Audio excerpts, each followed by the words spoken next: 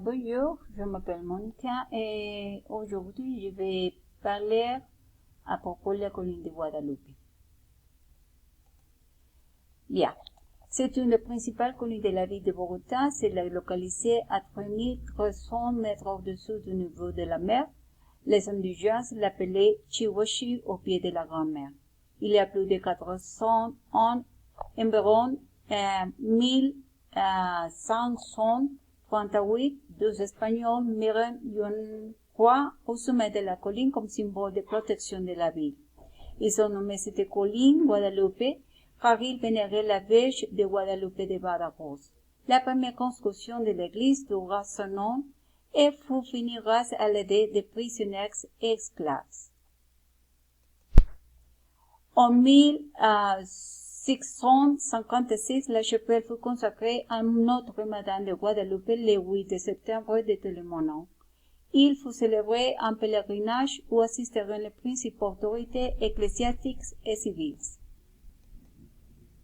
On ne sait pas avec certitude qui a conçu l'Ermitage, mais on dit qu'en 1858, le mari de Francisco Laya participé à une reconstruction et après, en 1945, c'est le prêtre Jorge Murcia qui apporte quelques modifications à la construction originale.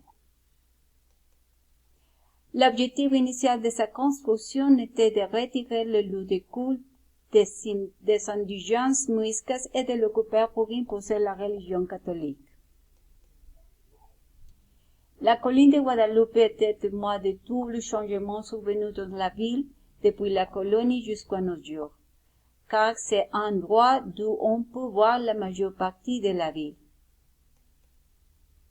Une anecdote est que tout le monde pense que le monument qui se trouve ici correspond à la Vierge de Guadalupe, mais en réalité l'image est de la Vierge Marie Immaculée, ou aussi appelée l'Immaculée Conception. L'ermitage fut détruit par tremblement de terre d'Ossans 1743, 1785 et 1826, puis il fut reconstruit, mais une autre fois encore, le tremblement de terre du 31 d'août de 1917 l'a détruit ici. Après de ce tremblement de terre, cela reste comme ça pendant de nombreux ans. Jusqu'en 1945, c'était reconstruit par Monseigneur Jorge Murcia et un an plus tard, ici était porté le monument de la Vierge de l'Immaculée Conception. En 1967, le prêtre Luis Jiménez a construit la route qui reliait la colline. Les premiers occupants étaient les indigènes muiscas puisque c'était un lieu de culte pour eux. La colline est un lieu de pèlerinage pour les catholiques, notamment pendant la Semaine Sainte. C'est également culturellement important car on pourra profiter d'un beau panoramique sur la ville et de la beauté de la nature et d'endroits où ils sont vendus des objets religieux, de l'artisanat et en espèces gastronomiques, où on pourra déguster des friandises typiques de la capitale ainsi que de délicieux repas. Les personnalités historiques qui les ont visités le 12 octobre 1945, l'ermitage fut béni par l'archevêque Ismaël Perdomo. Certains des événements notables qui ont eu lieu ici, c'est à quand une côte tendue entre la colline de Guadalupe et la colline de Montserrat est franchie à 2 reprises.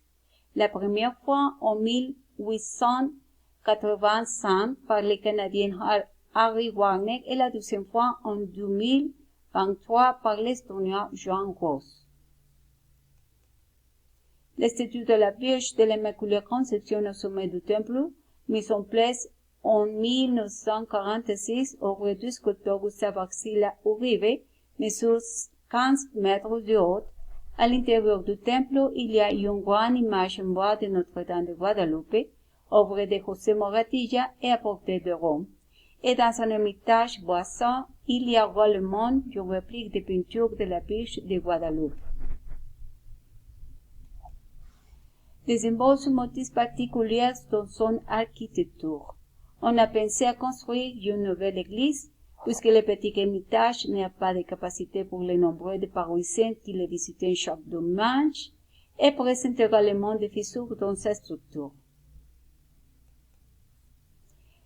Les mythes ou croyances populaires liées à ce lieu. On dit que les indigènes morisques cachent de nombreux trésors dans les grottes des collines. On dit était un cerf doré grandeur nature qui fut trouvé par un jeune portugais qui s'était caché dans une grotte pour échapper aux autorités qui le recherchaient pour avoir blessé le père de sa bien-aimée. Il arrache les voix du cerf et s'enfuit pour ne pas se faire attraper, mais il laisse son épée comme indice de l'endroit où il trouverait le trésor à son retour. Mais 4 ans plus tard, à son retour, il rencontre le père de sa bien-aimée qui l'y a tué, prenant ainsi le secret de l'endroit où se trouvait le cerf doré. Depuis lors, beaucoup de personnes ont recherché le cerf doré dans les grottes de la colline de Guadalupe. Bien, c'est tout à propos de la colline de Guadalupe. Je vous remercie pour votre attention. Au revoir.